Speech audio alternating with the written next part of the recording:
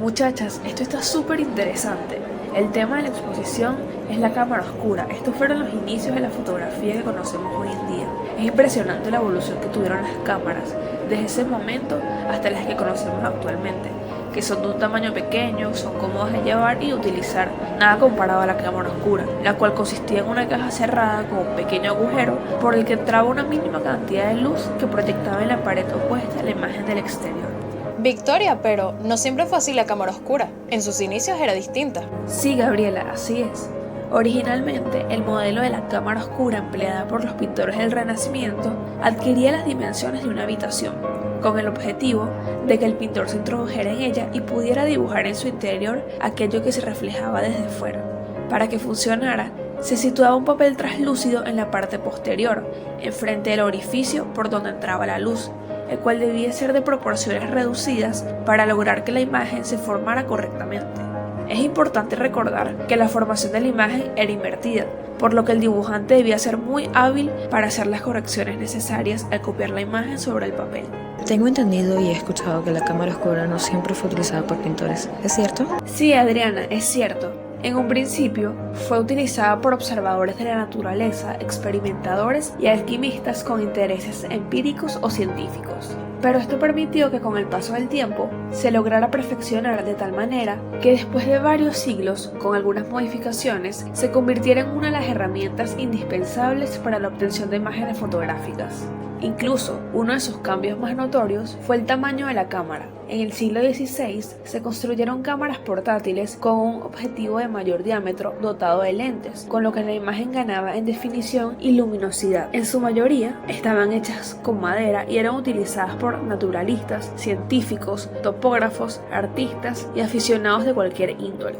Y en el Renacimiento fue Leonardo da Vinci quien impulsó el desarrollo de la cámara oscura, utilizándola para profundizar en el funcionamiento de la visión, el comportamiento de la luz y las leyes de la perspectiva geométrica. Todo ello relacionado con las prácticas de la pintura. Leonardo sentía una gran curiosidad y fascinación por el fenómeno de la cámara oscura, que permitía hacer pasar por un pequeño orificio los rayos de luz sin confundirse unos con otros. A partir de ese instante, la cámara oscura pasaría a ser utilizada como herramienta auxiliar de la pintura y el dibujo, con su posterior expansión por toda Europa. Y en cuanto a los orígenes de la cámara, ¿sabían que hay dos teorías? Una teoría dice de que la primera cámara oscura de la que se tiene registro en la historia fue hecha por Aristóteles para encontrar una explicación al fenómeno lumínico. Y la otra teoría es de que la primera cámara oscura fue hecha por un científico iraquí en el siglo XI. Esta primera cámara todavía no captaba imágenes, más bien las proyectaba sobre otra superficie donde las imágenes se veían al revés. Qué interesante eso, Adriana. Desconocía acerca de esas teorías, solo conocía la de Aristóteles. Y hablando de todo esto de la cámara oscura, me surgió una duda. ¿Cuál habrá sido la primera fotografía hecha con la cámara oscura? Bueno, antes de que se lograra la primera fotografía, hubo muchos intentos para lograrla. Alrededor de 1800 en Inglaterra, Thomas Wilbur logró reproducir dentro de una cámara oscura una fotografía negativa en blanco y negro, sobre un papel o cuero blanco tratado con nitrato de plata. Una sustancia química que se sabía que se oscurecía cuando se exponía a la luz. Sin embargo, la fotografía no fue permanente, pues se terminó por oscurecer por completo al pasar unos minutos. Pero con exactitud la primera fotografía fue hecha por Joseph Seffonet en Francia en 1826. Esta imagen se elaboró en una lámina de perla recubierta con betún diluido en aceite de lavanda y se registró 8 horas de exposición. Más bien, la fotografía lleva el nombre del punto de vista desde la ventana de Lady Grace. Incluso es esa que está allá. Luego de esta hubieron 3 técnicas en específico que dieron lugar al origen de la fotografía moderna: los guanguerotipos, la placa de emulsión y las placas secas. Estas aparecieron de forma simultánea tras el descubrimiento de Joseph Nitzsch. Primera vez que escucho hablar de estas técnicas, no las conocía. ¿Puedes explicarnos más acerca de ellas? Sí, claro, con gusto les explico. El guanguerotipo se trataba de una técnica en la que las placas de cobre eran recubiertas con platas humedecidas en vapor de yodo, lo que formaba yodo de plata cuando se exponía a la luz de la cámara, lo cual lograba una fotografía en poco tiempo de exposición. Este procedimiento fotográfico fue muy popular hasta 1850, que fue reemplazado por las placas de emulsión. Las placas de emulsión o las placas humedecidas eran menos costosas que los guanguerotipos, lo cual necesitaba solamente 2 o 3 segundos de exposición, lo que hizo mucho más fácil tomar fotos. Durante ese tiempo también se agregaban detalles a las cámaras como los fuelles, que ayudaban a los enfoques. Las placas secas, que es la tercera técnica, se desarrolló en la década de 1870 por Richard Maddox, quien mejoró el invento anterior con placas de gelatina seca, las cuales eran muy parecidas a las placas húmedas en cuanto a la velocidad y la calidad, solo que con la diferencia de que estas se podían almacenar en vez de fabricarse en el momento que fuera necesario. Y durante el siglo XIX muchos químicos empezaron a hacer experimentos para pasar de una fotografía en blanco y negro a una fotografía en color. La primera fotografía en color de la historia fue bautizada como Tartar Ribo o la cinta de Tartán. Es esa que está ahí. Esta fue tomada en 1861 por el fotógrafo Thomas Sutton. Fue realizada con trajes nativos, los cuales fueron obtenidos con un filtro de color azul, rojo y verde. Este sistema aditivo de 3 colores fue bautizado como triconomía. Sin embargo, este método no fijaba los colores a la foto, y por ello la primera placa fotográfica a color fue planteada en 1903 por los hermanos Lumière, la cual fue llevada en 1907 a los mercados comerciales con un nombre de Autochrome. Entonces, años después, en 1935, la placa fotográfica fue reemplazada por la primera película fotográfica a color inventada por la empresa Eastman Kodak y comercializada como Kodak Chrome. Pero en 1936 la versión AFCA, llamada AFCA Color, llegó para quedarse. Aunque a pesar de todo esto, Kodak fue un elemento muy importante para la evolución de la fotografía, pues Eastman creó un rollo flexible que no necesitaba que tuviera cambio constantemente como las placas sólidas, y con esto se hizo una cámara con una caja independiente que tenía 100 exposiciones de película y una lente, la cual no era ajustable, pero funcionaba. Y esta puso las bases para que surgiera la cámara instantánea, los objetivos más precisos y finalmente la era digital. ¿Y en qué año exactamente se creó la primera cámara digital? La primera cámara digital se creó en 1975 cuando Steven Sanson, un ingeniero de Kodak, construyó un dispositivo eléctrico que era capaz de captar imágenes fijas a través de un CD. Este prototipo pesaba 3 kilos y sacaba únicamente fotos en blanco y negro con una resolución de 0.01 megapíxeles. Sin embargo, aquello fue el inicio de la revolución en la que estamos hoy en día sumergidos. Tanto fue así que terminamos viendo la fotografía como un oficio. Algo que al principio simplemente era una curiosidad científica y que con el tiempo y la evolución empezó a tener otras utilidades. Si bien es sabido que al principio los estudios fotográficos solamente se dedicaban a hacer retratos, en 1853 se amplió su uso y se utilizó ya para extenderse al periodismo y posteriormente a la fotografía documental y artística. Aunque se puede notar que los retratos siempre han tenido gran fuerza, pues estaba estrechamente vinculado con el concepto del ser humano, su situación de referencia a los demás y el concepto cultural en el cual se encontraban inmersos, además de la variación según el lugar y la evolución del tiempo. Y es así que el empleo de la creación estética se puede traducir como la búsqueda de la representación fiel de la naturaleza y el hombre, desde la objetividad visual que evitaba la idealización y la interpretación. ¿Y quiénes se volvieron famosos gracias a sus retratos? Claro que existieron una gran cantidad de personas que pasaron a la historia gracias a ello. Sin embargo, hay algunos que destacan más. Por ejemplo, si ven allá hay una fotografía de Claudet, quien convirtió la realidad de la fotografía en el retrato, después de presentar el procedimiento de aceleración ante la Academia de Ciencias Francesas en los años 40 del siglo XIX. Incluso, gracias a esto, se inauguró los primeros estudios fotográficos en París, destacando el de Claudet y los hermanos Vinson. Además, debido a esto, se inició una lucha por el desarrollo y el control de la técnica fotográfica para tener como principal objetivo que fuera el reconocimiento del físico del personaje. Y de esta forma se creó el retrato físico como el que pueden ver allá. ¿El de Napoleón III? Sí, ese mismo. Él fue retratado por el fotógrafo llamado Differy, quien se hizo famoso cuando Napoleón III se retrató en su estudio en 1859. Pero también hubieron muchos retratistas que fueron más allá de la apariencia, intentando individualizar y personalizar sus imágenes. Uno de ellos fue el conocido Nadar, el cual fue el pionero en muchos sentidos. Tomó la primera fotografía aérea desde un globo en 1958, hizo las primeras imágenes bajo tierra con una luz eléctrica y también fue un retratista de éxito, quien devolvió los retratos a la naturalidad. En un principio incluso evitaba el retoque. Y esas fotos son las suyas, ¿no?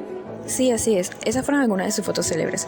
Además, ser retratado por Nadar era considerado un honor. Delante de su cámara pasaron personajes que eran muy ilustres en aquella época de París. Y la que está al lado es uno del fotógrafo Auguste Sander, quien destacó por sus retratos de arquetipos que parecían que marcaban más a los modelos en vez de destacar su individualidad. De esta manera se desarrollaron muchos fotógrafos que crearon diferentes tipos de retratos. E incluso esa imagen que está al lado es una del fotógrafo más reciente llamado Platón, que aunque su trabajo se embarca más en el reportaje social, paisajes o incluso fotoperiodismo, Platón es conocido por principalmente sus retratos de los grandes líderes mundiales enfocados en la cabeza y el centro de la mirada.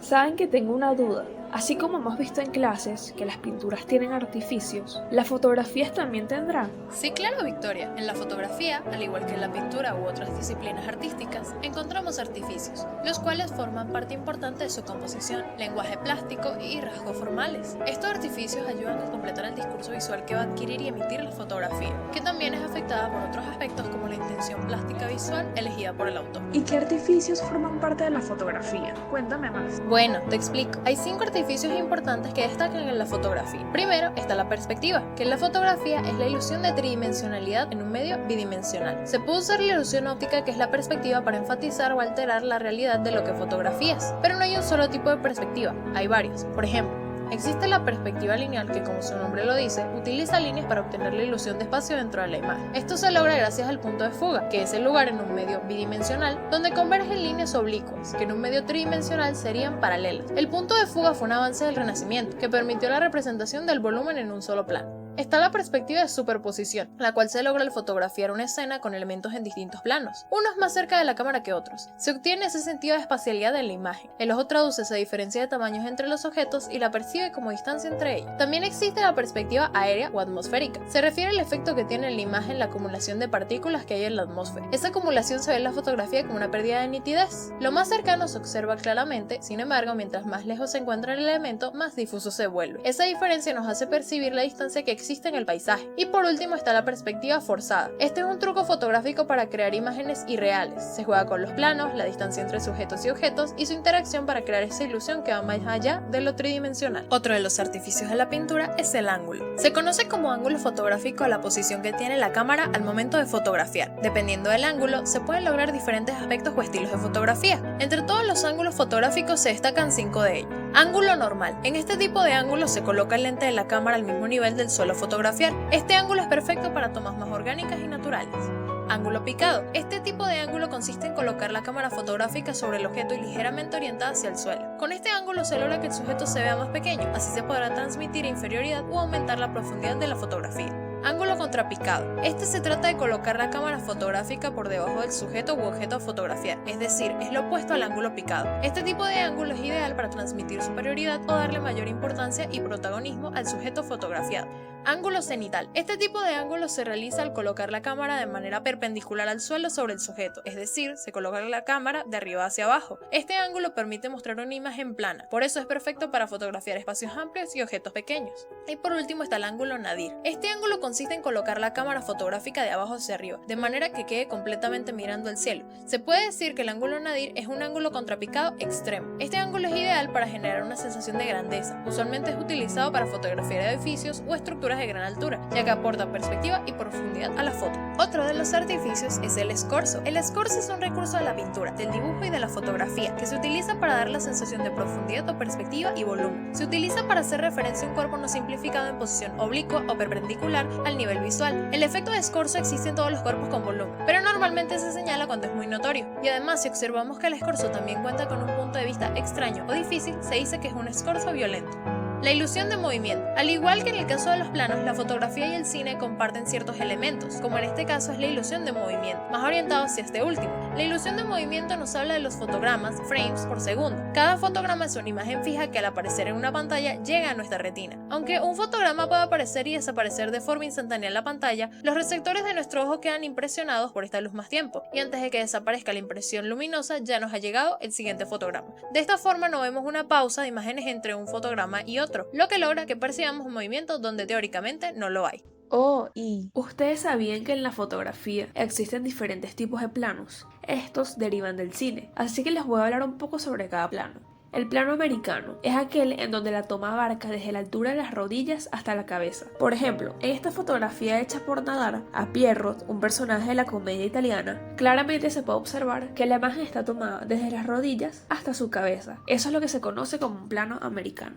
El plano medio. Este plano fotográfico consiste en capturar una fotografía de una persona desde su cabeza hasta la mitad del cuerpo, es decir, hasta la cintura, como por ejemplo esta fotografía hecha por Platón a Barack Obama, en donde puede apreciarse claramente que la fotografía está tomada de la mitad del cuerpo hacia arriba. El plano general fotográfico es donde el sujeto u objeto ocupa claramente el centro de atención de la imagen, si bien el entorno ofrece también una parte importante de la información del conjunto. Estas fotografías no suelen cortarse por ninguna parte e influye mucho en la perspectiva usada. Este ejemplo es una fotografía hecha por Cartier-Bresson y fue usada en una de sus exposiciones llamada La geometría del momento. Se puede observar un camino largo lleno de árboles, pero lo que llama a la vista y ocupa el centro de la imagen son los primeros árboles y lo frondoso que están, lo cual hace más volumen. El primer plano, o también conocido como plano Carnet o plano tipo Carnet. Su composición abarca características que van desde la cabeza hasta los hombros solamente. En el ejemplo, podemos ver las imágenes de la esposa del expresidente de Estados Unidos, Michelle Obama, o del actor Al Pacino. Podemos observar cómo la imagen va nada más desde los hombros hasta la cabeza. Y mientras se daba todo esto de la fotografía, ¿qué habrá pasado con la pintura? ¿Quedó desplazada? Mientras la fotografía experimentaba y se desarrollaba como arte y oficio, la pintura resurgió y remontó con nuevos horizontes, porque el interés y el principal objetivo ya no era el modelo mimético, pintar la realidad fielmente como era, sino expresar sentimientos, subjetividad, emociones y en general ahora se enfocan en más aspectos que solo retratar un paisaje o unos modelos. Esta redimensión o ruptura del canon artístico más antiguo empieza con la corriente impresionista, nombre que se otorga porque nos habla de una impresión del artista sobre el objeto o realidad que pinta.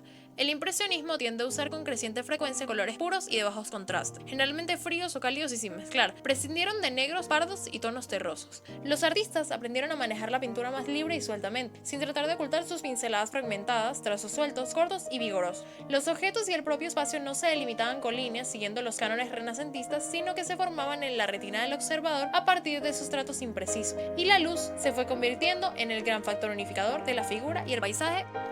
Las sombras pasaron de estar compuestas por colores oscuros a estar compuestas por colores complementarios que a la vez creaban ilusión de profundidad. Para definir la forma, su riqueza de color les permitió afinar el volumen mediante más matices lumínicos, creando luces dentro de las zonas de sombra y sombras dentro de las zonas iluminadas recurriendo únicamente al uso del color. Un buen ejemplo del uso de los colores saturados para luces y sombras lo encontramos en el cuadro La Catedral de Rouen de Claude Monet. De hecho, ningún pintor del grupo es tan puramente impresionista como Claude Monet. En su obra, el factor dominante es un claro esfuerzo por incorporar el nuevo modo de visión, sobre todo el carácter de la luz, mientras que la composición de grandes masas y superficies sirve únicamente para establecer cierta coherencia. Por su parte, Renoir es el pintor que nos convence de que la estética del impresionismo fue, sobre todo, hedonista. El placer parece más la cualidad más evidente de su obra, el placer que produce en él la pintura. Por último estaba Alfred Sigley, influido por Renoir y por Monet. Después del impresionismo, procedemos con su sucesor, el postimpresionismo, movimiento que realza un poco la tendencia dramática y trágica de muchos exponentes artísticos, que se observa con más presencia desde esta ruptura y redimensión artística, consecuencia también de la fotografía y posteriormente el cine. La característica principal de este movimiento recae en que sus exponentes reaccionaron contra el deseo de reflejar fielmente la naturaleza y presentaron una visión más subjetiva del mundo. El impacto de la revolución industrial fue clave en la nueva mirada artística postimpresionista. Los postimpresionistas representaban en sus obras los nuevos avances industriales como la electricidad en las calles, Terraza de café por la noche de Vincent Van Gogh.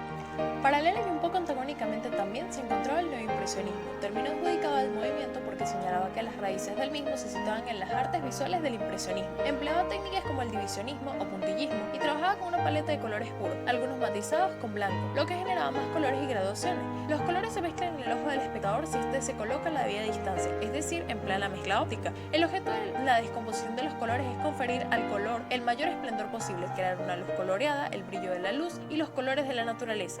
Los neoimpresionistas no atribuyen importancia a la forma de la pincelada, puesto que no les sirve como medio expresivo del modelado, del sentimiento o de la imitación de la forma de un objeto. Para ellos, la pincelada no es más que una de las innumerables partes que, en conjunto, componen el cuadro. Sensaciones tristes o jubilosas, estados de ánimo apacibles o agitados, no se expresan ya a través del virtuosismo de la pincelada, sino mediante la correlación de líneas, colores y tonos. Y, sucesivamente, surgieron el fauvismo y el impresionismo. El fauvismo o fauvismo, influenciado por el postimpresionismo, fue un movimiento sincrético, es decir, que sumaba y combinaba dos o más tradiciones culturales. Tenía como intención expresar sentimientos, siguiendo la idea de que hay una diferencia entre el color percibido por los ojos y el color procesado por la mente o el pensamiento. También se observa que la técnica pictórica fauvista emplea toques rápidos y vigorosos, trazos toscos y discontinuos. Aunque se crea distorsión en las figuras, se persigue dar una sensación de espontaneidad, y la luz era trabajada por los contrastes realizados por matiz y no por tono. El expresionismo fue un movimiento cultural surgido en Alemania a principios del siglo XX, que se plasmó en un gran número de campos: arquitectura, literatura, música, fotografía, etc. El expresionismo suele ser entendido como la deformación de la realidad para expresar de forma más subjetiva la naturaleza y el ser humano, dando primacía a la expresión de los sentimientos más que a la descripción objetiva de la realidad. Fiel reflejo de las circunstancias históricas en que se desarrolló, el expresionismo reveló el lado pesimista de la vida, la angustia existencial del individuo, que en la sociedad moderna industrializada se ve aislado. Así, mediante la distorsión de la realidad, pretendían impactar al espectador, llegar a su lado más emotivo e interior. Ambos formaron parte de las llamadas vanguardias históricas, es decir, las producidas desde los primeros años del siglo XX, en el ambiente previo a la Primera Guerra Mundial hasta el final de la Segunda Guerra Mundial. Esta denominación incluye además al cubismo, el futurismo, el neoplasticismo, etc. La vanguardia está íntimamente ligada al concepto de modernidad, caracterizado por el fin del determinismo y de la supremacía de la religión, sustituidos por la razón y la ciencia, el objetivismo y el individualismo en las propias capacidades del ser humano. Así, los artistas pretenden ponerse al frente del progreso social, expresar mediante su obra la evolución del ser humano contemporáneo. En conclusión, reconocemos y entendemos como seres humanos que los múltiples eventos y desarrollo de nuestra historia se realiza simultáneamente, cada uno por su parte, pero finalmente formando parte del todo que es el pasado, presente y futuro de lo que somos. Y finalmente es eso lo que perdura en el tiempo cuando ya nuestra forma física no existe.